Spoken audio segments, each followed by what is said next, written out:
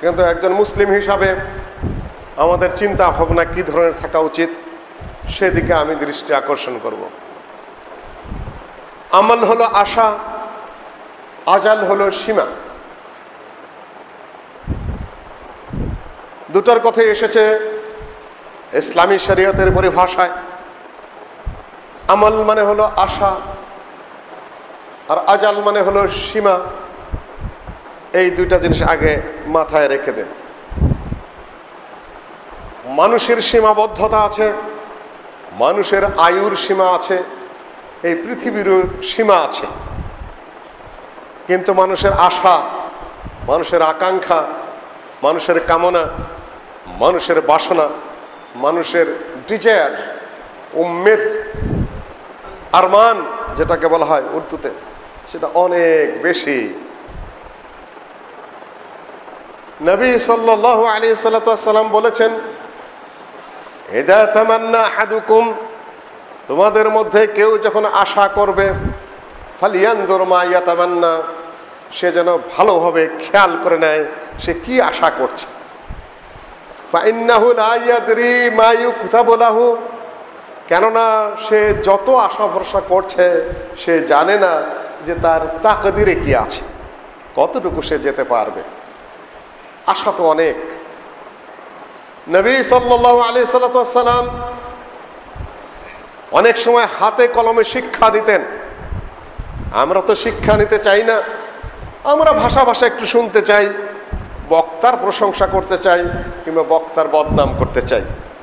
বাপরে বাপ, অমক বক্তা ওয়াজ করলেন, কি ভাষা, কি তার উপস্থাপনা, কি তার সুর, কি তার ভাব গাম্ভীর্য। আবার কারো একটু ফ্লপ হলে, কি ওয়াজ করলো আজকে, তেমন জোরালো হলো না, তেমন জোশালো হলো না, গলায়ও তেমন সুর নাই, ভয়েসে জোর নেই। কিন্তু নবী সাল্লাল্লাহু আলাইহি সাল্লাম ভাষণ দিতেন, বক্তব্য দিতেন 4 মিনিট, 5 মিনিট, 6 মিনিট, 7 মিনিট, এর বেশি ভাষণ নেই। কেন?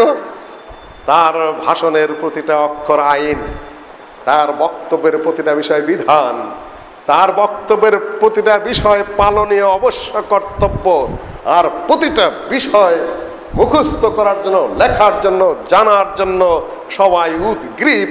প্রতিটা অক্ষর যেন মণি মুক্তার চেয়ে মূল্যবান। কিসের আবার তার সুর, কিসের আবার তার এত স্টাইল? না, সোজা সরল স্বাভাবিক কথা। সম্মানিত উপস্থিতি, শিখার মতো মানসিকতা। আল্লাহর কালামের কথা হচ্ছে, রসুলের হাদিসের কথা হচ্ছে। আমি শুনছি, আমি শিখছি, আমি মানছি, যে মুখ দিয়ে, যে ভাষাতে, যেখান থেকে আসুক না কেন, সেটা আমার গ্রহণযোগ্য বিষয়। নবী সাল্লাল্লাহু আলাইহি সাল্লাম বোঝার সুবিধার্থে কখনো এক কথা 3 বার বলতেন। ইযা হাদ্দাসা হাদ্দাসা সালাসা, কখনো কখনো বিষয়বস্তু গুরুত্বপূর্ণ হলে 3 বার বলতেন, কখনো বা 3 বার একই লোককে ডাক দিতেন। মুআয রাদিয়াল্লাহু তাআলা আনহু নবী সাল্লাল্লাহু আলাইহি সাল্লামের পিছনে গাধার পিঠে আরোহণ করে আছেন। গাধার পিঠটা অত্যন্ত ছোট, একটা ভাঙ্গা সাইকেলের যে এখন মর্যাদা, আরব দেশে ওই রকম যানবাহন হিসেবে গাধার মর্যাদা। তার উপরে বসে আছেন নবী মুহাম্মদ সাল্লাল্লাহু আলাইহি সাল্লাম। লাল উট তখনকার যুগে, এখন BMW গাড়ি কিংবা বিমানের মতো মর্যাদায়, আল্লাহ নবীর ভাষায়। আর গাধা হলে সবচেয়ে নিম্নমানের যানবাহন আরব দেশে, সেটার পিঠে নবী সাল্লাল্লাহু আলাইহি সাল্লাম বসে আছেন। তার পিছনে আবার আরেকজনকে উঠিয়েছেন, তার নাম হলো মুআয বিন জাবাল। ছোট্ট যানবাহন, ঘোড়ার চেয়েও ছোট, ছাগলের চেয়ে একটু উঁচা, মাঝামাঝি ধরনের আর কি। এই ধরনের যানবাহন খটখট ঠক করে হাঁটে। গাধা তো নির্বোধ প্রাণী। গাধার সামনে আল্লাহর নবী বসা, তার পিছনেই মুআয বসা। মুআয রাদিয়াল্লাহু তাআলা আনহু বলেন, কুনতু রাদিফান নবী সাল্লাল্লাহু আলাইহি ওয়াসাল্লাম, আমি আল্লাহর নবীর পিছনে বসেছিলাম গাধার পৃষ্ঠে। এই সময় আল্লাহর নবী ডাক দিলেন, ইয়া মুআয, হে মুআয। আমি বললাম, লাব্বাইকা ইয়া রাসূলুল্লাহ ওয়া সা'দাইক, ইয়া রাসূলুল্লাহ, আমি হাজির, আপনার কি সহযোগিতা লাগবে আপনি বলুন। আল্লাহ নবী যেন শুনতেই পান নাই, অবশ্য শুনেছেন তিনি। দ্বিতীয়বার আবার ডাক দিচ্ছেন, ইয়া মুআয, হে মুআয। মুআয রাদিয়াল্লাহু তাআলা আনহু যথারীতি জবাব দিচ্ছেন, লাব্বাইকা ইয়া রাসূলুল্লাহ ওয়া সা'দাইক, ইয়া রাসূলুল্লাহ আমি বারবার আপনার কাছে হাজির, কি করতে হবে আপনি শুধু নির্দেশ দিন, আমি পালন করার জন্য প্রস্তুত। আল্লাহ নবী যেন শুনতেই পারলেন, শুনেছেন ঠিকই, আবার ডাক দিচ্ছেন বাপের নাম ধরে, আবার ইয়া মুআয ইবনে জাবাল, হে জাবালের পুত্র মুআয, আমি তোমাকে ডাকছি। মুআয বলছেন, লাব্বাইকা ইয়া রাসূলুল্লাহ ওয়া সা'দাইক, ইয়া রাসূলুল্লাহ আমি উপস্থিত, আমি হাজির, আপনি কি বলেন আমি জীবন দিয়ে তা বাস্তবায়ন করার জন্য প্রস্তুত, আপনি বলুন। একই জায়গায় পাশাপাশি বসে 3 বার ডাক দিচ্ছেন। আল্লাহ নবী যা বললেন তা হলো, মা মিন আহাদিন ইয়াশহাদু আল্লা ইলাহা ইল্লাল্লাহ ওয়া আন্না মুহাম্মাদার রাসূলুল্লাহ, পৃথিবীর যে কোনো ব্যক্তি ইখলাসের সাথে পরিচ্ছন্ন মনে যদি লা আশহাদু আল্লা ইলাহা ইল্লাল্লাহ পাঠ করে এবং মুহাম্মদ তার রাসূল এটা স্বীকার করে নেয়, তাহলে তার জন্য আল্লাহ পাক জাহান্নামকে হারাম করে দেন। কয়বার ডাক দিলেন? 3 বার একই জায়গায়। কখনো কখনো একই কথা 3 বার বলতেন, কখনো কাছাকাছি একজন লোককে 3 বার ডাক দিতেন। আল্লাহ নবী দৃষ্টি আকর্ষণ করার জন্য, বিষয়ের ইম্পর্টেন্স, তার গুরুত্ব বোঝানোর জন্য আল্লাহ নবী এটা করতেন। যাই হোক, আবার কখনো কখনো ডাক দিয়ে শিক্ষা দিতেন। ওস্তাদ তিনি, আল্লাহ নবীকে ওস্তাদ হিসাবে পাঠানো হয়েছিল। আল্লাহ নবী মুখে কখনো বলতেন, কখনো 3 বার বলতেন, কখনো ইশারা দিতেন, কখনো আবার হাতে কলমে শিক্ষা দিতেন। হাতে কলমে কিভাবে শিক্ষা দিতেন? একবার তিনি দাগ দিলেন, আমার মনে হয় সে ছাড়তে পারবো না আজকে, ওটা বাদ দিলাম, একটাই বলি। নবী সাল্লাল্লাহু আলাইহি সাল্লাম দাগ দিলেন একটা সোজা দাগ, নিচের দিকে আরেকটা দাগ টানলেন, আবার নিচের দিক থেকে দাগটা এই সাইডে নিয়ে গেলেন, ওইটা আবার উপরের দিকে লাগিয়ে দিলেন। কোন ভুজ হলো? চতুর্ভুজ হলো। জ্যামিতিক সূত্রে এটার নাম কি? চতুর্ভুজ। চতুর্দিক থেকে আটকে দিলেন, একটা বাক্সের মতো হয়ে গেল, সোজা কথা যা। ওইটার মাঝখান থেকে একটা দাগ টেনে একদম বের করে দিলেন, নিচ দিয়ে আবার কতগুলো ছোট ছোট দাগ দিলেন। সহিহ বুখারীর বিবরণ। আল্লাহ নবী বললেন, শোনো, এই যে দাগ দিয়ে চারদিক দিয়ে আটকে দিলাম, এটা হলো মানুষ এবং তার আয়ু, মানুষের হায়াত। মানুষ এবং মানুষের আয়ু বা তার হায়াত, মাঝখান দিয়ে যা দাগটা টেনে বের করে দিলাম, এটা হলো মানুষের আমাল বা আশা, মানুষের আকাঙ্ক্ষা, মানুষের কামনা এবং বাসনা। নিজ দিয়ে অনেকগুলা ছোট ছোট দাগ টানলেন, এই ভিতরেই ওই আয়ুর যে দাগটা আর নিজ দিয়ে যে দাগটা আছে, দুইটার মাঝখানে ছোট ছোট বেশ কিছু দাগ টানলেন। দাগ টেনে বললেন, এগুলা হলো আরাদ। আরাদ হলো মানুষের বিপদ আপদ, মানুষের সমস্যা, মানুষের অ্যাক্সিডেন্ট, রোগ বালাই, যত কিছু সব হলো আরাদ। আপনি আরাদের মধ্যে পড়ে যেতে পারেন। আল্লাহ নবী বললেন, এন আখতাউ হাদা নাহাসাউ হাদা, এন আখতা হাদা নাহাসাউ হাদা, এন আখতা হাদা নাহাসাউ হাদা। শোনো, এই যে আরাদগুলো রয়েছে, জ্বর যদি ফেল করে, কলেরা ফেল করে না, কলেরা যদি ফেল করে, ক্যান্সার ফেল করে না, ক্যান্সার যদি ফেল করে, গুলি ফেল করে না, গুলি যদি ফেল করে যায়, বোমা ফেল করে না, বোমা যদি ফেল করে, ব্রেন অ্যাটাক ফেল করে না, ব্রেন অ্যাটাক যদি ফেল করে, হার্ট অ্যাটাক ফেল করে না। একটা না একটা তোমাকে ধরবেই। সব সিরিয়াল করা আছে, আল্লাহর কাছে সে এলেমটা রয়ে গেছে, কোনটা তোমাকে লাস্টলি ধরবে আমাকে, তোমাকে ছাড়বে না, যেতেই হবে তোমাকে। সোজা কথাটা আপনারা বুঝতে পেরেছেন? স্বাভাবিক কথা, তাত্ত্বিক কথা হয়তো মাথায় নাও ঢুকতে পারে। আল্লাহ নবী যেন দাগায় দাগায় শিখিয়ে দিলেন, বুঝে নিও। তুমি মনে করো না যে একজন মারা গেছে তুমি মরবে না, অমুক অ্যাক্সিডেন্ট হয়েছে তুমি অ্যাক্সিডেন্ট করবে না, ওনার ক্যান্সার হয়েছে তোমার হবে না, ওনার হার্ট অ্যাটাক করেছে তোমার হার্ট অ্যাটাক হবে না, অমুকের পুত্র মারা গেছে তোমার পুত্র মারা যাবে না, অমুকের ঘরে আগুন লেগেছে তোমার ঘরে আগুন লাগবে না, অমুকের ব্যবসা পড়ে গেছে তোমার ব্যবসা পড়ে যাবে না। এইটা তুমি কোথার থেকে বুঝলে?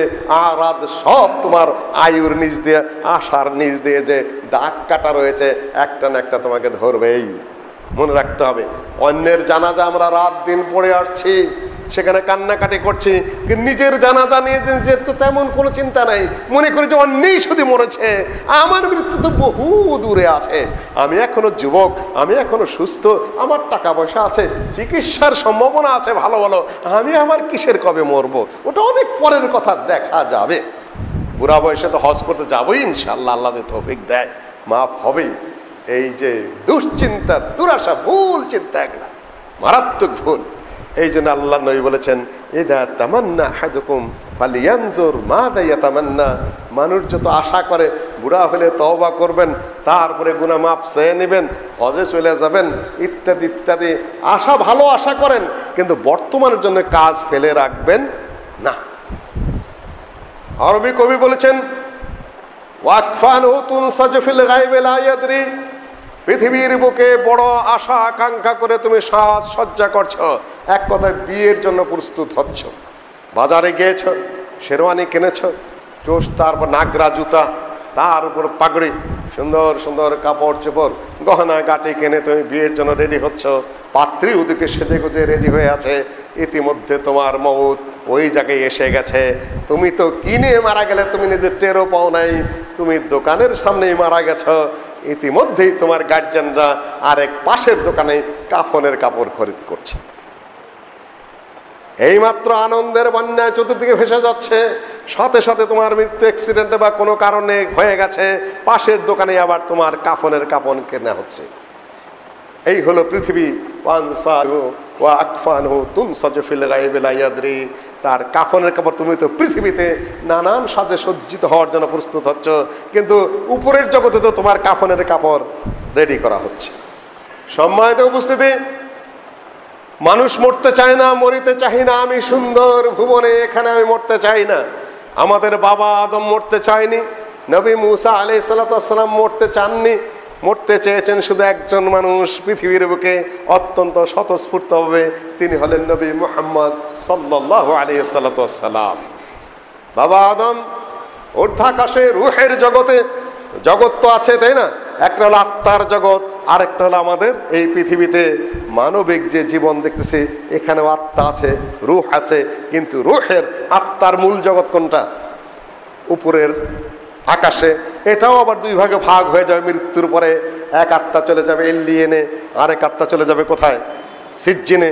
আত্মা নিয়ে আজকে আমি আলোচনা করছি না, ওটা একটা লম্বা জটিল আলোচনা, কোনো একদিন সুযোগ পেলে করব, যদি আপনাদের ব্রেন ঠিক থাকে, আত্মা কোন জায়গায় কোন পরিস্থিতি থাকে। রূহের যুগের যে আত্মা, বাবা আদম আলাইহিস সালামকে আত্মাগুলোকে দেখানো হলো, কোন আত্মাগুলা জান্নাতি আত্মা, কোন আত্মাগুলা জাহান্নামী আত্মা। ওয়াইদ আখাযা রাব্বুকা মিন বানি আদামা মিন যুররিয়াতিহিম ওয়া আশহাদাহুম আলা আনফুসিহিম আলাস্তু বিরাব্বিকুম ক্বালু বালা।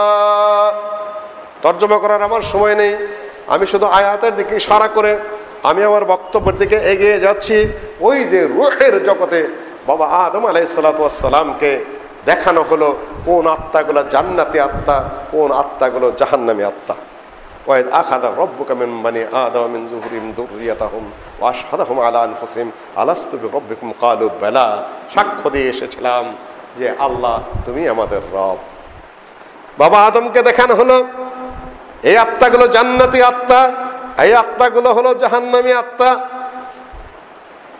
আদম আলাইহিস সালাতু ওয়াস সালাম দেখতে পেলেন যে একটা ছেলে, তার মধ্যে রয়েছে এত সুন্দর, এত সুশ্রী, কপালটা জল জল করে জ্বলছে, উজ্জ্বল, কিন্তু আয়ু খুবই কম, হায়াত খুবই কম, মাত্র 60 বছর। আদম আলাইহিস সালাতু ওয়াস সালাম বললেন, ইয়া রাব্বাল আলামিন, আমার এই সন্তানটা এত সুন্দর, এত সুশ্রী, দেখতে এত নাদুস নুদুস, কিন্তু হায়াত এত কম কেন? এর একটু আয়ু বাড়িয়ে দেওয়া যায় না? সন্তানের প্রতি বাবার মায়া, এত তাড়াতাড়ি মারা যাবে? আদম আলাইহিস সালাতু ওয়াস সালামের আয়ু ছিল 1000 বছর। আল্লাহ বললেন যে তোমার আয়ু তুমি বাড়াতে চাও তাহলে বাড়িয়ে দিতে পারি, কিন্তু তোমার এই ছেলের আয়ু আমি বাড়াবো না। ছেলে বলতে নিজের ছেলে না, পরবর্তী ছেলে দাউদ আলাইহিস সালাতু ওয়াস সালাম। উনি দাউদ আলাইহিস সালাতু ওয়াস সালামকে দেখে তিনি বলছেন যে আমার এই ছেলেটার আয়ু এত কম কেন? আল্লাহ বললেন যে তোমার আয়ু যদি তুমি বাড়িয়ে নিতে চাও বাড়িয়ে নাও, আমি বাড়িয়ে দেবো, কিন্তু সরাসরি তোমার এই সন্তানের আয়ু আমি বাড়াবো না। আল্লাহ পাক 40 বছর বাড়িয়ে দিলেন আদম আলাইহিস সালাতু ওয়াস সালামের আয়ুকে। 1040 বছর হয়ে গেল। তখন আল্লাহকে বললেন, আদম তাহলে এখন এই 40 বছর আমার এই ছেলেকে দেন, এটা তো আমার বাড়তি হায়াত। ঠিক আছে, এটা দিতে পারি। আদম আলাইহিস সালাতু ওয়াস সালাম তার 1040 বছরের 40 বছর দিয়ে আসলেন তার পরবর্তী পুত্র দাউদ আলাইহিস সালাতু ওয়াস সালামকে। মৃত্যুর সময় এসে গেল, মালাকুল মউত এসে হাজির। বাবা আদম তখন বলছে যে এত তাড়াতাড়ি আসছো কেন, আমার তো মৃত্যুর সময় হয়নি, বয়স তো মাত্র 1000 বছর, আমার আয়ু তো 1040 বছর। আপনি কি ভুলে গেছেন কত কথাবার্তা ঊর্ধ্ব জগতে বলে আল্লাহর সামনে আপনি 40 বছর দিয়ে আসছেন, দাউদ আলাইহিস সালামকে আপনি সেটা ভুলে গেছেন? স্বার্থের বিরুদ্ধে চলে গেছে। বাবা আদম তখন আবল তাবল বলা শুরু করেছে যে কি জানি, খেয়াল করতে পারতেছে না, মনে তো পড়তেছে না। আল্লাহ নবী বলেন নাসিয়া আদম, আদম ভুলে গেছে, তার সন্তানেরাও ভুলে যায় যদি স্বার্থের বিরুদ্ধে চলে যায়। কিন্তু ইযা জাআ আজালুহুম লা ইস্তাখিরুনা সাআতান ওয়া লা ইস্তাকদিমুন, মৃত্যুর সময় এসে গেছে, বাবা আদমের খেয়াল থাকবা না থাক, আর ইচ্ছা করে অস্বীকার করুক আর না করুক, হায়াত শেষ, আপনাকে যেতে হবে। নবী মুসা আলাইহিস সালাম এত শক্তিশালী উলুল আজম, এত দৃঢ়চেতা মানুষ, এত শক্তিশালী, এত দৃঢ়চেতা মানুষ, আয়ু ছিল মাত্র 120 থেকে 30 বছর। মালাকুল মেউত এসে উপস্থিত, যে যেতে হবে, উনি ঠিক খেয়াল করতে পারেন নাই। রাগী মানুষ, বলিষ্ঠ মানুষ, মেজাজ গরম করে সাথে সাথে মেরে দিয়েছে এক থাপ্পড়। থাপ্পড়ের জন্য মালাকুলের মধ্যে চোখ কানা হয়ে গেছে, উপরের আকাশে চলে গেছেন। বিশ্বাস করতে হবে এটা আল্লাহই ঘটাচ্ছেন। আল্লাহ সব পারেন, আমার আপনার চিন্তা দেখলে বিবেচনা করলে হবে না। হাদিস যেহেতু গ্রহণযোগ্য, আপনাকে মেনে নিতেই হবে। আল্লাহ এই সকল কাহিনী ঘটিয়ে ঘটিয়ে মানুষকে শিক্ষা দেন। নবী সাল্লাল্লাহু আলাইহি সাল্লাম সেগুলো আবার বয়ান করেন। এমন থাপ্পড় মেরেছেন মুসা আলাইহিস সালাম যে মালাকুল মউতের চোখ কানা হয়ে গেছে। উনি ফিরে গেছেন আল্লাহর কাছে, গিয়ে বলছেন ইন্না আবদাকা লা ইউরিদ, আপনার এই বান্দা তো মরতে চায় না, তবে হে আল্লাহ এই বান্দাকে আপনি ভালোবাসেন, তিনিও আপনাকে ভালোবাসেন। আপনার কাছে যদি এনার একটা ভালো অবস্থান না থাকতো, এর একটা ইজ্জত যদি আপনার কাছে না থাকতো, তাহলে দেখতাম ওনার শক্তি কতটুকু আর আমার শক্তি কতটুকু, আমি প্রতিশোধ নিয়ে ছাড়তাম সাথে সাথে। যেহেতু আপনি ভালোবাসেন, সুতরাং আমি তার প্রতিশোধ নিতে পারি না। ফিরে এসেছি আপনার কাছে কথাটা জানান দেওয়ার জন্য যে আপনার এই বান্দার আচরণটা কি, মরতে চায় না, তারপর দেখেন থাপ্পড়টা কি করেছে। আল্লাহ বলেন যে শান্ত হও। আল্লাহ তো কাহিনী ঘটাচ্ছেন মানুষের শিক্ষার জন্য। বললেন যে তুমি, আমি যা বলে দেই তুমি গিয়ে এই মুসাকে তাই বলবে। মালাকুল মউত ফিরে এসে বলছেন যে শুনুন, আপনার জন্য সুসংবাদ আছে। কি সুসংবাদ? যে আপনার এই হাত একটা বলদের পিঠের মধ্যে রাখুন, আপনার হাতের নিচে যে পরিমাণ লোম ধরবে অত পরিমাণ আয়ু আপনাকে বাড়িয়ে দেওয়া হবে। হাতের নিচে বলদের পিঠের উপরে, যে আপনাদের এই ঢাকার মানুষ তো গরুর কাজ করেন না, কিন্তু কোরবানির সময় তো মাশাআল্লাহ বড় বড় গরু ষাঁড় কোরবানি দেন, আলহামদুলিল্লাহ। ওই সময় যদি একটা ষাঁড় বা বলদ বা গাভীর পিঠের মধ্যে হাত দেন, হাতের নিচে কত হাজার লোম পড়তে পারে? 2-3 হাজার পড়ে যেতে পারে, তাই না? কয়েক হাজার বছর আয়ু বেড়ে যাবে। মুসা আলাইহিস সালামের খুশি হওয়ার কথা, মরতে চান না উনি। যখনই মালাকুল মউত এসে এই খবর বলেছে যে হাতের নিচে যত পরিমাণ লোম পড়বে অত পরিমাণ আয়ু আপনাকে বাড়িয়ে দেওয়া হবে, তখনই উনি বুঝতে পেরেছেন, হো আমি তো ভুল করে বসেছি। আমি যা চাই শুধু তাই না, তার চেয়ে হাজার হাজার গুণ বাড়িয়ে দিতে বলা হয়েছে, মানে আমি একটা মারাত্মক ভুল করে বসেছি, আমাকে পরীক্ষা করা হচ্ছে। তখন তিনি জিজ্ঞাসা করে বসলেন যে তারপরে কি হবে? তারপরে মরতেই হবে। যে তারপরে যদি মরতেই হয় তাহলে এই কয়েক হাজার বছর বাইচে আমার লাভ কি? ভালো অবস্থায় আমি পৃথিবী ছেড়ে চলে যাই। এই জন্য আল্লাহ নবী বলেছেন, তোমরা যদি আল্লাহর কাছে আয়ু চাও, বলবা যে আল্লাহ এর পরে যদি আমার কিছু ভালো না থাকে, আল্লাহ তুমি এখন আমাকে নিয়ে যাও। কেননা আল্লাহ তুমি আমাকে নিয়ে যাবে এমন অবস্থায় যখন আমার আমল ভালো থাকে। আর যদি আয়ু বাড়িয়ে গেলে আমার আরো আমল করার সম্ভাবনা থাকে, তাহলে হে আল্লাহ তুমি আমার কি আয়ু বাড়িয়ে দাও। সামনে যদি পাপ আচারের সম্ভাবনা থাকে, আল্লাহ তুমি ভালো জানো, তাহলে আমার আয়ু আর বাড়ানোর দরকার নাই। এখন যা আমার আমল আছে, আমলটুকু কবুল করে নিয়ে জান্নাতের উপযোগী অবস্থায় আল্লাহ তুমি আমাকে নিয়ে যেও। এই হতে হয় মানুষের আশা। আল্লাহ আমার বর্তমান অবস্থা যদি পাপ পঙ্কিলতা মুক্ত থাকে, আমি যদি জান্নাতের উপযুক্ত হয়ে থাকি, তাহলে আল্লাহ তুমি নিয়ে যাও। আর যদি আয়ু বাড়িয়ে দিলে, আরো যদি বেঁচে থাকলে আমার আমল ভালো হয়, তাহলে তুমি আমাকে বাঁচিয়ে রাখো, না হলে আমি যেন ভালো আমল নিয়ে চলে যেতে পারি, ওই পর্যায়ে যেন আমার মৃত্যু হয়।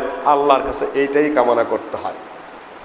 মুসা আলাইহিস সালাতু ওয়াস সালাম বললেন যে তাহলে আর বেঁচে লাভ কি, মরতেই যদি হয় তাহলে আমার বিদায় হোক। ওই সময় মুসা আলাইহিস সালাতু ওয়াস সালাম বলছেন, ইয়া রাব্বুল আলামিন, আমার তো আশা ছিল, ইচ্ছা ছিল যে আমি বাইতুল মাকদিসের কাছে যে বাইতুল মুকাদ্দাসের কাছে গিয়ে মারা যাব, সেখানে যে আমার মৃত্যু হয়। আমি এখন যেখানে আছি নিষিদ্ধ অবস্থায় যে 40 বছর, ফাইন্নাহা মুহাররামাতুন আলাইকুম 40 সানা, যেটা কোরআনে এসেছে, 40 বছর পর্যন্ত বানি ইসরায়েলকে একটা এই আলাদা দূরবর্তী জায়গায় আল্লাহ পাক নিষিদ্ধ করে রেখেছিলেন, ওই অবস্থায় ছিলেন। বাইতুল মাকদিস তখন বহু দূরে। আল্লাহর নবী বলেছেন, নবী মুহাম্মদ সাল্লাল্লাহু আলাইহি ওয়াসাল্লাম বলেছেন যে মুসা আলাইহিস সালাম দোয়া করলেন, আল্লাহ আমি তো বাইতুল মাকদিস থেকে বহু দূরে, আমি চেয়েছিলাম মৃত্যুটা যেন আমার সেখানে হয়, তুমি পাথরের মতো রামিয়াতা হাজার, পাথর যেভাবে নিক্ষেপ করা হয় ওইভাবে ঢিল ছুঁড়ে আমাকে বাইতুল মাকদিসের কাছে পাঠিয়ে দাও। আল্লাহ পাক ব্যবস্থা করলেন। আল্লাহর নবী বলেছেন যে আমি যখন মেরাজে যাই তখন আমি দেখেছি যে মুসা আলাইহিস সালাম তার কবরে সালাত আদায় করছেন। আন্দাল কাসিবিল আহমার, তোমাদেরকে যদি আমি নিয়ে যেতে পারতাম হে সাহাবীরা, তাহলে মুসা আলাইহিস সালামের কবরটা আমি তোমাদেরকে দেখিয়ে দিতে পারতাম। লাল বালির সেই ঢেরির মধ্যে তার কবর রয়েছে। অসম্ভব কিছু আল্লাহর কাছে। কবরের মধ্যে দেখতে পেলেন মুসা আলাইহিস সালাম সালাত আদায় করছেন মেরাজে যাওয়ার পথে, ইসরার সময়। ঠিক আবার মুসা আলাইহিস সালাম আল্লাহ নবীর পিছনে বাইতুল মাকদিসে সালাত আদায় করলেন। আবার সেই মুসা আলাইহিস সালামকে কতক্ষণ পরে আকাশেও দেখতে পেলেন মেরাজের সময়। কবরেও মুসা আলাইহিস সালাম আছেন, আল্লাহ নবীর পিছনে সালাতও আছেন, আবার আকাশে গিয়ে মেরাজও দেখতে পেলেন। তিনটাই সত্য, তিনটাই বাস্তব। আল্লাহর কুদরত, আল্লাহর মহা ক্ষমতা, সেটা আমার আপনার মাথা দিয়ে চিন্তা করলে হবে না, যেটা যেভাবে বিশ্বাস করতে হবে। সম্মানিত ভাই, আমাল এবং আজাল, যখন আজাল এসে যায়, লা ইস্তাখিরুনা সাআতা ওয়া লা ইস্তাকদিমুন, এক মুহূর্ত আগানো যায় না, এক মুহূর্ত পিছানো যায় না। মানুষ যেভাবে আশা করে তা হয় না, আবার কখনো হয়, কখনো বাস্তবায়িত হয়, কখনো হয় না। কাজে আপনাকে সব সময় সতর্ক থাকতে হয়।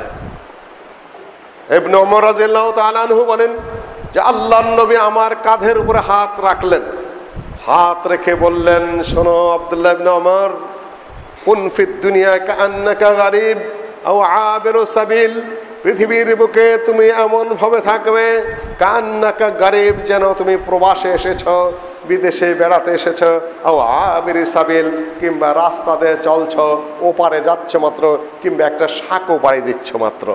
পৃথিবীতে স্থায়ীভাবে থাকবে, এটা স্থায়িত্বের জায়গা নয়, কখনো নয়। মাথার থেকে এটা প্রতিটি মুমিন বান্দার ধুয়ে মুছে প্রতি মুহূর্তে সাফ করে রাখতে হবে। এটা স্থায়ীভাবে থাকার জায়গা নয়। এখানে কয়েক দিনের আপনি অতিথি মাত্র। অতিথি মানে হলো যে এক তিথির বেশি থাকে না। অতিথি এক তিথির বেশি থাকে না।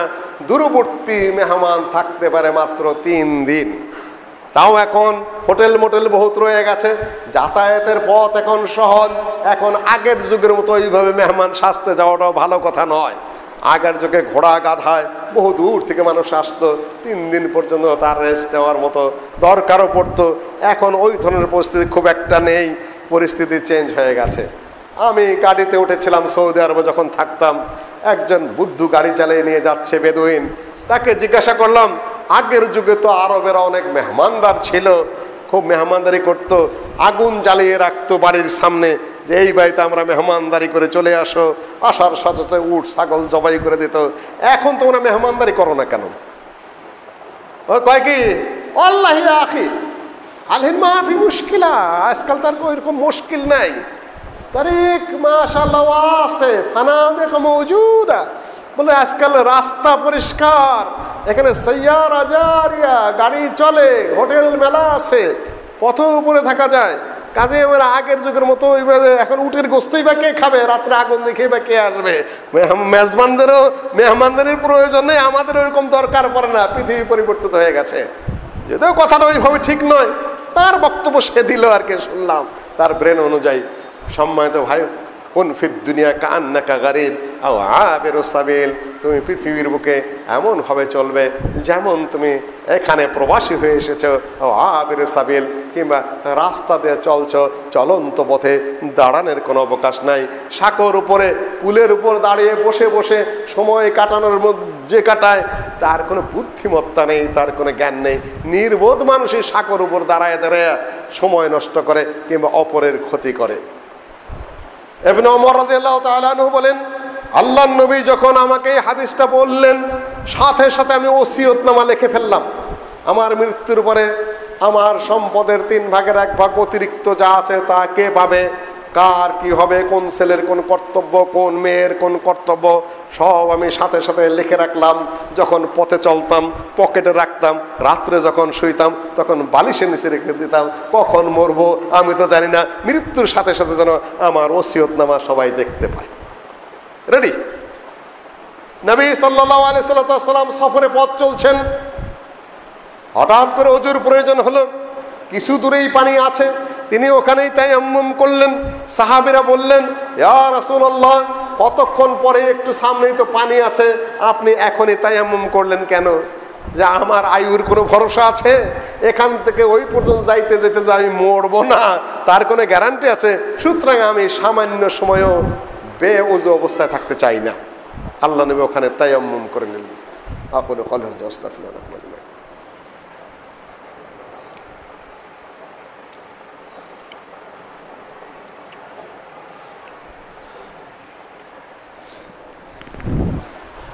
আল্লাহ ওয়াহদাহু লা শারীকা লাহু বলছেন, আইনামা তাকুনু ইউদরিকুমুল মাউত ওয়ালাউ কুনতুম ফি বুরুজিম মুশাইয়াদা।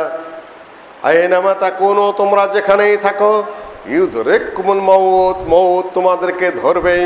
ওয়ালাউ কুনতুম ফি বুরুজিম মুশাইয়াদা, এমন একটা ওয়াল, এমন একটা বিল্ডিং যদি বানাও গম্বুজের মতো করে, একবার চতুর্দিকে বন্ধ করে দিয়ে সিমেন্ট দিয়ে, চুনা দিয়ে, আর অন্যান্য যত কিছু আছে সব দিয়েও যদি ঢেকে দাও, তারপরে মৃত্যু তোমাকে ধরবেই। তুমি বাঁচার জন্য আশা করছো, মৃত্যু তোমাকে ধরবেই। এই আয়াত সহ অন্যান্য আয়াতের তাফসীর করতে গিয়ে মুফাসসিরিনগণ একটা কাহিনী নিয়ে এসেছেন, যদিও সেটা তারা হাদিস বলেন নাই, কিন্তু তারা এনেছেন দৃষ্টান্তের জন্য। কেউ আবার এটাকে হাদিস মনে করবেন না। এখানে একটা কাহিনী তারা নিয়ে এসেছেন সবাই, তাদের উপর দিয়ে আমি চালিয়ে দিচ্ছি, তারা না লিখলে আমি এই জায়গায় ওটা বলতাম না। তিনি বলছেন যে একটা বাড়িতে একটা বুড়ি বাস করত এবং তার একটা বাচ্চা মেয়ে বসবাস করত, আর একটা বাসার চাকর, দাস। হঠাৎ করে একজন আগন্তক আসলো। আগন্তক এসে বলছে যে এই বাড়িতে কে কে বসবাস করে, মেয়েটার কি বিয়ে হয়েছে? যে না, মেয়েটার তো বিয়ে হয় নাই। যে তুমি এই বাড়িতে কি করো? যে আমি এই বাড়িতে চাকর, দাস। শোনো, এই বাড়ির যে মেয়েটা আছে সেই মেয়েটাকে এই বাড়ির দাস বিয়ে করবে, আর এই যে মেয়েটা, এই মেয়েটা 100টা পুরুষের সাথে জেনা করবে। বলে আগন্তক বিদায়। আর এই মেয়েটাকে একটা বিচ্ছুয়ে দংশন করবে, বিচ্ছুর দংশনে মারা যাবে। বলে আগন্তক বিদায়। এখনো বলছে আমি তো এইবারে কৃতদাস, এমন একটা মেয়েকে আমি বিয়ে করবো যে 100 জনের সাথে জেনা করবে, যা আমি আর এখানে থাকবোই না। আরে মেয়েটাকে আমি বাঁচতে দেব না। সাথে সাথে ঘরে ঢুকে বাচ্চা মেয়েটার পেটটাকে ফাড়ি দিয়ে খুন করে নিজে ওখান থেকে চলে গেছে বহু দূরে। সাগরে মুক্তাহরণ করে, ব্যবসা বাণিজ্য করে, বহু দূর দূরান্তে ঘুরে ফিরে বহু পয়সা উপার্জন করেছে। বয়সের এক প্রান্তরে সে দেশে ফিরে এসেছে। দেশে ফিরে আসার পরে তারপর সে বিয়ের প্রস্তাব দিয়েছে, বিয়ে করব, সবচেয়ে সুন্দরী মেয়েটাকে আমি বিয়ে করতে চাই। যে সবচেয়ে সুন্দরী মেয়ে আছে এক জায়গায় ওই ঘরে, সেখানে যাও, সেখানে গিয়ে বিয়ে করো। সবাই অপরিচিত হয়ে গেছে, টাকা পয়সা আছে। মেয়েটার সাথে বিয়ে হয়ে গেল। বিয়ে হওয়ার পরে বলছে যে দেখো, আমি তাকদীরকে ফাঁকি দিয়ে দিয়েছি। এক আগন্তক এসেছিল, আমি নাকি এমন এক মেয়েকে বিয়ে করব যে যার 100 জনের সাথে জেনা করবে এবং তাকে বিচ্ছিত ধ্বংসন করবে। দেখো, আমি চলে গিয়েছিলাম, অনেক টাকা পয়সা রোজগার করে ফিরে এসেছি, আর সেই মেয়েটাকে আমি খুন করে চলে গেছি। মহিলা বলছে আমিই তো সেই মেয়েটা। আশ্চর্য, তোমাকে তো আমি খুন করে চলে গেছি, দেখো আমার পেটের মধ্যে দাগ আছে, তুমি খুন করে যাওয়ার সাথে সাথে আমার মা সুই দেয় আমার পেট সেলাই করে দিয়েছিল। তখনও শল্য চিকিৎসা ছিল, তখনও সার্জারি বিদ্যা ছিল, হাজার হাজার বছর আগে মা সুই সুতা দিয়ে তাড়াতাড়ি করে পেটটাকে আটকে দিয়েছে, সুস্থ হয়ে গেছে। দেখো আমি তো সেই মেয়ে। হায় হায়, সেই ঘটনাই ঘটলো। যে তাই যদি হয়ে থাকে তাহলে তুমি কি 100 জনের সাথে জেনা করেছো? যে কতজনের সাথে জেনা হয়েছে যে সংখ্যা আমি বলতে পারবো না, তো জীবনে জেনা অনেক জনের সাথেই হয়েছে। তারপর তাহলে তোমাকে বিচ্ছুর আক্রমণে তুমি মারা যাবে। যে সাবধানেই চলবো, সে তো আর বিচ্ছু বোঝে নাই, মাকড়সা মনে করে পা দিয়ে স্যান্ডেল দিয়ে দিছে, ডলা উল্টা কামড় দিয়ে দিছে, সে ওখানেই মারা গেছে। আপনি যতই পেশ পারেন, যতই গোছান না কেন, যতই দূরে চলে যান, আল্লাহ নবী বলেছেন যার যেখানে মৃত্যু হবে আল্লাহ তার জন্য সেখানে একটা হাজত সৃষ্টি করে দেন। যেখানে যার মৃত্যু সেখানে তার জন্য একটা প্রয়োজন সৃষ্টি করে দেন, সেখানে সে প্রয়োজন মেটানোর জন্য যায় এবং সেখানেই তার মৃত্যু ওইভাবে হয়ে যায়।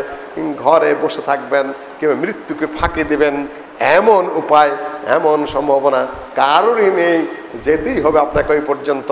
এটা নবী সাল্লাল্লাহু আলাইহি ওয়াসাল্লাম বলেছেন, ইয়াজআলু লাহু হাজাতান ইলাইহি, সেই দিকে আল্লাহ ওয়াহদাহু লা শারীকা লাহু একটা কারণ, একটা প্রয়োজন সৃষ্টি করে দেন। উহুদের যুদ্ধ শুরু হয়ে গেছে। একজন এসে বলছে যে কোরআনের আয়াত তেলাওয়াত হচ্ছে উহুদের যুদ্ধের মাঠে, আউযু বিল্লাহি মিনাশ শাইতানির রাজিম, ওয়াসারিউ ইলা মাগফিরাতিন মির রাব্বিকুম। তোমরা কারা আছো? খুব দ্রুত গতিতে আল্লাহর পক্ষ থেকে ক্ষমা এবং তার সন্তুষ্টি অর্জনের জন্য এগিয়ে চলো। আনাস ইবনে নাদর তিনি একটা খেজুর মুখে দিয়েছেন, খেজুর মুখে দিয়ে তিনি চটকাচ্ছেন, চাটছেন, যে খেজুরটা খাই আস্তে আস্তে। ঠিক এই মুহূর্তে আয়াতটা, কোরআন আয়াতটা কানে এসেছে, সারিউ ইলা মাগফিরাতিন মির রাব্বিকুম, দ্রুত গতিতে দৌড়ে যাও আল্লাহর পক্ষ থেকে ক্ষমার জন্য। উনি বললেন ইন্নাহা হায়াতুন তাওয়িল, এই খেজুর খাওয়ার যে হায়াতে তো মেলা লম্বা হায়াত। খেজুর খেতে লাগে কতক্ষণ? আধা মিনিট। সে বলছে এটা তো অনেক লম্বা হায়াত, এতক্ষণ আমি খেজুর খাবো নাকি? খেজুরটা মুখের থেকে ফেলে দিয়ে তারপরে দৌড়ে যুদ্ধে সামিল হয়ে গেলেন, শহীদ হয়ে গেলেন। মুহূর্তের ব্যাপার। চলছে খায়বারের যুদ্ধ। নবী সাল্লাল্লাহু আলাইহি সাল্লামের কাছে একজন কৃতদাস এসে বলছে, ইয়া রাসূলুল্লাহ, আমি ইসলাম গ্রহণ করতে চাই। নবী সাল্লাল্লাহু আলাইহি সাল্লাম বলছেন যে তুমি তো ইসলাম গ্রহণ করবে, কিন্তু তোমার সাথে তো অনেক ছাগল আছে তোমার মালিকের ছাগলগুলা তুমি ফেরত দেয়া, তারপর ইসলাম গ্রহণ করো। দেখুন আমানত কি জিনিস। আজকে আমানত নিয়ে আমি কথা বলছি না, ওইটার সূচনা একটু লিখেছি, এই তাবলীগ ইজতেমা উপলক্ষে স্মরণাকার সম্পাদককে সামান্য লিখেছে, আজকে ওটা নিয়ে কথা বলবো না। দেখুন ক্ষমতা আছে, ইসলাম গ্রহণ করার জন্য এসেছে, নবী সাল্লাল্লাহু আলাইহি ওয়াসাল্লাম বলছে আমানতটা ফেরত দিয়ে আসো। বিরাট শিক্ষণীয় বিষয় আছে। যারা যখন ক্ষমতায় যায় ছাত্ররা আগে অন্যের হল দখল করে বের করে দেয়। যারা যখন ক্ষমতাসীন হন প্রতিষ্ঠান দখল করার চেষ্টা করেন। যারা যখন ক্ষমতাসীন হন অন্যের উপর চাপ সৃষ্টি করেন, দোকানপাট অন্য কিছু। মুসলিম যদি হয়ে থাকেন আপনি, কে কোন দল কোন মত করেন এটা অন্য কথা, কিন্তু আপনি মুসলিম, আপনার জন্য এগুলো হারাম, সোজা হারাম, সোজা হারাম। এখান থেকে শিক্ষা গ্রহণ করুন। নবী সাল্লাল্লাহু আলাইহি ওয়াসাল্লামের কাছে ইসলাম গ্রহণ করার জন্য এসেছে একবারের কৃতদাস, ছাগল রাখতে রাখতে ভেড়া রাখাল। আল্লাহ নবী বললেন আমানত আগে ফেরত দিয়ে আসো, তারপরে ইসলাম গ্রহণ। আল্লাহ নবী বললেন মেরে খেতে পারতেন না, কে ঠেকাতো? এটা ইসলাম। আপনি মুসলিম যুবক, আপনি মুসলিম প্রভাবশালী মানুষ, আপনাকে ইসলামটাকে আগে শিখতে হবে খুব ভালো করে। যা হারাম তা হারাম। চাকরটা কি করলো? কৃতদাসটা আস্তে আস্তে পাথর দিয়ে ঢিলে ঢিলে ছাগলগুলা তার মালিকের কাছে ফেরত দিয়ে এসে বলল, ইয়া রাসূলুল্লাহ, মালিকের কাছে আমি ছাগল ভেড়া ফেরত দিয়ে এসেছি, এখন আমার কাছ থেকে ইসলাম গ্রহণ করুন। ইসলাম গ্রহণ করলো, যুদ্ধে অংশগ্রহণ করলো, সাথে সাথে শহীদ হয়ে গেল। আল্লাহ নবী বললেন দেখো এই লোকটা শহীদ হয়ে জান্নাতে চলে গেল, জীবনে আল্লাহর জন্য একটা সেজদাও করে নাই, প্রয়োজনই পড়ে নেই। হাজার সিজদা করার পরেও যদি আমি আল্লাহ আমার সিজদা না হয়, হাজার বছর সিজদা করেও রিয়ার উপরে আমার মৃত্যু, রিয়ার উপরে আমার মৃত্যু, জান্নাত নসিব হবে না। আবার একটা দিনও সিজদা করেন নাই, ইখলাসের সাথে, ইখলাসের সাথে পরিচ্ছন্ন মনে কালেমা লা ইলাহা ইল্লাল্লাহ পড়েছেন, আশহাদু আল্লা ইলাহা ইল্লাল্লাহ ওয়া আশহাদু আন্না মুহাম্মাদুর রাসূলুল্লাহ, ওই অবস্থায় মৃত্যু হয়ে গেছে। আপনি একটা ওয়াক্ত সালাত আদায় না করেও জান্নাতে চলে যাবেন ইনশাআল্লাহ। ওমর রাদিয়াল্লাহু তাআলা আনহু বলছেন মাগরিবের সালাতের সময় যে, হে আল্লাহ, তুমি আমার মৃত্যু যদি লেখে রাখো, এই 2 রাকাত সালাত কবুল করে সাথে সাথে আমার মৃত্যু দিয়ে দাও, আমার তার দরকার নেই, এইটুকুই আমার জন্য যথেষ্ট। আপনি চিন্তা রাখবেন সব সময় যে কোন পরিস্থিতিতে আপনার কোন অবস্থায়, সবসময় ইখলাসের সাথে অজু অবস্থায় থাকার চেষ্টা করবেন, পবিত্র অবস্থায় থাকার চেষ্টা করবেন, ঋণ মুক্ত অবস্থায় থাকার চেষ্টা করবেন, দায় মুক্ত অবস্থায় থাকার চেষ্টা করবেন, ভেজাল মুক্ত অবস্থায় থাকার চেষ্টা করবেন। আপনি এমনভাবে পৃথিবীর থেকে বিদায় নেবেন যেখানে আল্লাহর কাছে কোনো দায় দায়িত্ব থাকবে না, মানুষের কাছে কোনো দায় দায়িত্ব থাকবে না। মা আয়েশা রাদিয়াল্লাহু তাআলা আনহা বলেন যে আল্লাহর কাছে দপ্তরগুলো হলো 3 প্রকারের। এক প্রকারের হলো আল্লাহ পাক বলেন লা উবালি, আমার সাথে যে পাপ করেছে এগুলো আমি হিসাবেই ধরি না। সালাতে একটু গাফলতি হয়ে গেছে, সিয়ামে একটু গাফলতি হয়ে গেছে, আল্লাহর হক আদায় একটু কমতি হয়ে গেছে, বান্দা আমার পথে এসে চলে এসেছে, মাপ চেয়েছে, লা উবালি, আমি আমার সাথে সমস্যা সৃষ্টি করেছে, আমি মাফ করে দিতে কোনো দ্বিধাই করি না। আমার সাথে সমস্যা করেছে, আমি রহমান রাহিম, আমি গাফুর রাহিম, আমি মাফ করে দেবো, ঠেকাবো কে? কিছুই না। কিন্তু বান্দার হক মেরে এসেছে। দ্বিতীয় নম্বর, আমার সাথে শিরক করে এসেছে, সেটা আমি মাফ করি না। যদি একেবারে পরিচ্ছন্নভাবে বান্দা তওবা না করে, এটা আমি মাফ করি না। একটা আমি হিসাবেই ধরি না, ছোটখাটো পাপ তাপ গুনাহ খাতা। আপনি যে আল্লাহর সাথে বিনয়ী হন, আল্লাহ বলেন আমি হিসাবেই ধরি না, বান্দা তুই পাপও করছস, মাপও চাইছস, বিনয় প্রকাশ করেছস, আমি তোকে মাফ করে দিলাম। যদি শিরক করিস, এটা বড় অন্যায়, বড় জুলুম, বড় বিশ্বাসঘাতকতা আল্লাহর সাথে, এটা আমি মাফ করি না। 3 নম্বর হলো বান্দার কোন হক যদি মেরে এসে থাকো, তাহলে এটা আমার সাথে এটার আর কিছুই থাকে না। বান্দার সাথে তোমার বোঝাপড়া, পৃথিবীতে যদি শোধ করে এসে থাকো, মাপ চেয়ে এসে থাকো, আমার এখানেও মাপ পাবে। আর যদি না করে এসে থাকো, তাহলে এখানে আমার কিছু করার নাই, ওটা আমি মাপ করার জিম্মাদারি আমি নেবই না। 3 প্রকারের আছে কিন্তু আপনার ফাইল, আপনার ফাইলটা খেয়াল রাখবেন জীবদ্দশায়। 3 প্রকারের ফাইল, শিরকের ফাইল, আল্লাহর সাথে ত্রুটি বিচ্যুতির ফাইল, আর বান্দার সাথে যে সমস্যা সৃষ্টি করতে গেছেন সেই ফাইল। 3 প্রকারের ফাইলটা মাথায় রাখবেন, চিন্তায় রাখবেন সবসময়। আমি আরো সহজ করে আপনার সামনে উপস্থাপন করে গেলাম। সম্মানিত উপস্থিতি, আবার দেখুন মৃত্যু কিভাবে হয়। মহাবীর খালেদ রাদিয়াল্লাহু তাআলা আনহু কোন যুদ্ধে তিনি এই যতদিন সেনাপতিত্ব করেছেন, তিনি ততদিন কোনো যুদ্ধে পরাজিত হননি। কত যুদ্ধ করেছেন, কত যুদ্ধে সেনাপতিত্ব করেছেন। মৃত্যুর সময় বলছেন সাহিত্য মাওকান কাদা ওয়া কাদা, হে আল্লাহ, আমি এত যুদ্ধে অংশগ্রহণ করেছি, এত যুদ্ধে আমি সেনাপতিত্ব করেছি, আমার মাথা থেকে পা পর্যন্ত যতগুলো অঙ্গ প্রত্যঙ্গ আছে, এমন কোনো জায়গা নেই যেখানে আমার উপর আঘাত করা হয়নি। তরবারের আঘাত, তীরের আঘাত, বর্ষার আঘাত, লাঠির আঘাত, মাথা থেকে পা পর্যন্ত প্রতিটা জায়গায় প্রতিপক্ষ কাফের মুশরিকদের আঘাতের চিহ্ন রয়েছে। কিন্তু হ্যাঁ না মুতাআলা ফিরাশি, আমি আজকে বিছানায় পড়ে মারা যাচ্ছে, আমি শহীদ হতে পারলাম না। একজন সাথে সাথে শহীদ হয়ে এক ওয়াক্ত সালাত আদায় না করে জান্নাতে চলে যায়। মহাবীর খালেদ চিরজীবন যুদ্ধ করে সেনাপতিত্ব করে বিছানায় মারা যায়, শাহাদতের কামনা করেও তার শাহাদত নসিব হয় না। এটা হলো আপনার আমাল এবং আজাল। আপনার আশা একদিকে, আল্লাহর কলম থাকে আরেকদিকে। কাজে আপনি সব সময় পৃথিবীর বুকে যতটা সময় প্রস্তুত থাকবেন, ভবিষ্যৎ আশা খুব লম্বা করবেন না। আল্লাহ, তুমি আমাদের মধ্যে যারা অসুস্থ আছে তাদের অসুস্থতে আরোগ্য দান করো। হ্যাঁ আল্লাহ, আমাদেরকে সবসময় তোমার পথে প্রস্তুত থাকার তৌফিক দান করো। হে আল্লাহ, আমাদের মধ্যে যারা বিপদগ্রস্ত আছে তাদেরকে বিপদ মুক্তি দান করো। হে আল্লাহ, যারা মারা গেছেন তাদের আযাব তুমি মওকুফ করো। হে আল্লাহ, তুমি তাদের গুনাহ খাতা মাফ করে জান্নাতের ব্যবস্থা করে দাও। হে আল্লাহ, আমাদের যারা যুবক আছে, ছাত্র আছে, তরুণ আছে, তাদেরকে ইসলামের পথে আগুয়ান হওয়ার তৌফিক দান করো। তাদেরকে কোরআন সুন্নাহ পড়ার, বোঝার এবং ইসলামী চরিত্র গঠন করার তৌফিক দান করো। যারা প্রৌঢ় আছেন তারা বার্ধক্যের আশা করবেন না, এই বয়সেই প্রস্তুতি নিয়ে ফেলুন। যারা বৃদ্ধ আছে আল্লাহ তুমি তাদের উপর, তাদের ঈমানের উপর কায়েম থাকার, আমানের উপর কায়েম থাকার তুমি তাদেরকে তৌফিক দান করো। এবং শেষ কালেমা যেন তাদের লা ইলাহা ইল্লাল্লাহ হয়, এই নসিব তুমি তাদেরকে দান করো। আল্লাহ আমাদের সকলকে তৌফিক দান করুন।